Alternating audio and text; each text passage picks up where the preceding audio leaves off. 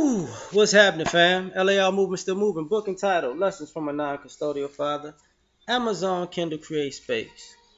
Projecting has gone too far. I think I'm gonna do this in different ways. For all y'all who don't know what projecting is, it's usually pointing a finger at somebody about what you see in them, but it's really what you see in yourself. You're just not gonna address it in yourself. You're gonna actually blame somebody else for it. So if, say, you're overweight, you're not going to see yourself as overweight, but you're going to see that fat person over there. And you're going to say what they need to do, but you never do what you're supposed to do when you're overweight too. But you won't pay attention to your own issue. You know, throwing stones at throwing stones, but you living in a glass house. So, and a lot of times it's um, out of pocket, because sometimes you could be that person who's overweight, but you're talking about a person who's not overweight. You're talking about a person who's in shape and making fun of them, and it's like you actually need to be doing what they're doing. So let's get into it. So America, of course, is racist, and one of the things about it is so the delusion of projecting is the idea that you're gonna tell somebody else that they're violent. So America tells us black people, us black men in particular, we're violent, but overlooks all, like, the history, the centuries worth of violence that white people do. Hispanics go along with the opinion that we're violent, but overlook their own drug dealing culture and cartel culture and criminal underworld culture. Asians do the same thing, because what winds up happening is they don't count their violence as violence. It's not crime. It's not. It's just business. They'll kill somebody and say it's just business, and actually file it in it just being business and not actually just being some violent, devilish shit. So because we're not, when we are violent, it's not business, and they need a boogeyman. Of course, they're gonna project their own bad habits on us, because they're not gonna deal with their own. You see that. You see the delusion in mass numbers now, with all these news stories coming out about all of the things, the crimes that non-black people commit, that they don't really get sentenced for properly, that they get slaps on the wrist for. And then you see these families who are normally non-black. We talking about white on white crime, or Hispanic on Hispanic crime, or Asian on Asian crime, where the families that are victims have to take a step back and look at society and, like, wait a minute, because they say the same thing. If this person was black, they'd be thrown under the jail, but because they're not black, wait a minute, and they got away with it. And then they start to rethinking about all the things that they've been able to get away with, and see how it works out. And that projecting, and in some ways, those chickens come home to roost. I think the same thing goes on with parenting. And of course, I always promote my book, and that's the one thing that single parent households, predominantly single mother households, like to project and say, what fathers need to do, without saying that they're part of the reason that fathers aren't, not necessarily just in the household, but not in around them in particular, because they are a problem. They're not saying all of the problems they cause. When they say men need to be there for their children, they project that these guys are abandoning their kids without saying, okay, let's turn this around. If a man had custody of a child, and that man, when that woman called, that man didn't answer his phone, That woman gave the child a phone and blocked that father gave the child a phone and blocked the mother's number. That man moved at will to make sure that mother couldn't access her child.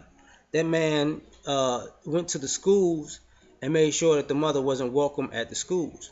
That man called the police when that woman finally found where her kids or child or children were and went to see about their kids' safety, because that's something just wrong with a situation where you can do all of that. If that man would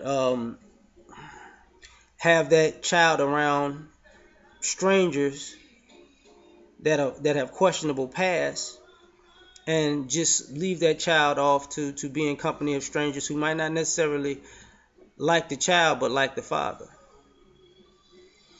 and the child might get abused, and things of that sort may happen, and then people say, you know what, that mother is the problem, she needs to fight hard, without acknowledging she's fighting multiple battles on multiple fronts at multiple different times, because she would be catching on to things after the fact, because of the fact of the alienation and the teamwork to keep one parent out of the life of the children. But people project that, that person is a deadbeat. They're not doing enough, without paying attention to the idea that, you know you can't proactively predict unpredictability. So you can't predict a person's next move in chess. You assume a next move in chess if you're smart, but you can't predict it. You can't predict, okay, this person is going to beat the shit out of the kid on Tuesday. This person is going to move on Friday, and I'm going to be chasing them, and I'm pretty much sure they're going to be in Des Moines, Iowa in about a week. Can't do that. So same thing with the male and female relationship dynamic. It's a lot of projection. It's a lot of men saying these girls are thoughts and hoes, when and they write women off for being promiscuous while they're promiscuous as hell. Because I can't trust you hoes because, well, honestly, I'm fucking like 13 different women in my phone and I'm lying to all of them, but it's you hoes that ain't loyal. That's projection. Same as the women, these guys say they don't like gold diggers, but they ain't got no gold to dig. But she ain't paid for shit in 2 months. Like, well, if you got to take me out here, okay, well, she calls up another guy. You got to take me here. Then she calls up another guy. Then you got to do this for me. Then calls up another guy. I need your help. She's fucking gold digging just because it's not from one particular guy all the time. She's getting her needs met by multiple different men, using them for their resources, and saying that people don't have no gold to dig. You're right, people don't have big ass blocks of gold, but she's getting a nugget here, a nugget there, an ounce here, 2 ounces there. She digging. She just digging in multiple mines. But I digress, right? You got people projecting success onto failure and failure to success. Like, that's what we all mean by the participation awards. You got people out here who are getting standing ovations for being mediocre, because mediocre is the new exceptional, right? So what happens is people are projecting that, so what, you good all the time, that don't mean nothing. But they want to be great, but they don't want to put in the work to be great. So they'd rather have 100 people give a person a standing ovation for a C, and those 100 people band together like Voltron to give the person with straight A's the silent treatment, while all of those people secretly want to be that straight A student. So they project that hate towards the success. That's why people talk about, we like to build stars up to tear them down, because They may come from a place that's similar to ours, so we can look at ourselves as being them, but we won't look at it as if they worked themselves to that position. We look at it as if they got lucky and wind up in that particular position. So when they're there, when we tear them down, it's not like they worked their way up there. It's not like they have the track record to prove why they were there for the time that they were there and how long they were there and how good they were when they were there. No, no, no. You ignore all of that and you project that they just got lucky. Because if it was me, I know I don't have that kind of talent and work ethic, and they remind me of myself. And I know they bullshitting just like I would bullshit, so they just got lucky. And all of them times that they showed up and showed out, there was all luck. There was no skill in that.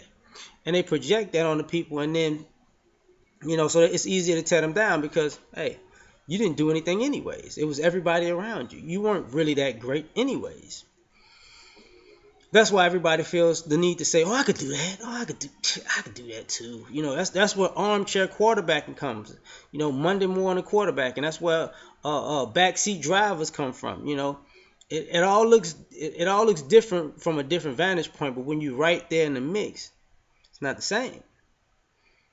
So I think we're living in a nation that projection has just went way too out of control, to the point where people, we look at beautiful people as ugly and ugly people as beautiful, and we make that attractive. We look at flashy people as people with substance, and people with substance as for some odd reason flashy, so they should be ignored.